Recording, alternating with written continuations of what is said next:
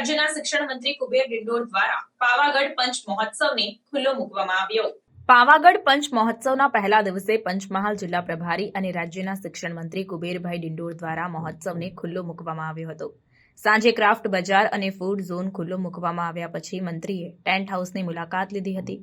રાત્રિના ગીત સંગીતના કાર્યક્રમમાં લોકોની અનુપસ્થિતિ જેવી સ્થિતિ જોતા જિલ્લા વહીવટીતંત્ર દ્વારા કાર્યક્રમને એક દિવસ માટે પાસ મુક્ત કરવાની જાહેરાત સ્ટેજ પરથી કરવામાં આવી હતી। જો કે ક્રાફ્ટ બજાર અને ફૂડ ઝોનમાં લોકોની પાંખી હાજરી જોવા મળી હતી। મહોત્સવને જોવા આવેલા આજુબાજુના લોકો માટે સંગીત સંધ્યાના કાર્યક્રમને પાસ મુક્ત કરવામાં આવતા અનેક લોકોએ ગીતા રબારી દ્વારા પ્રસ્તુત કરવામાં આવેલી સુરાવલીને નજીકથી માણી હતી।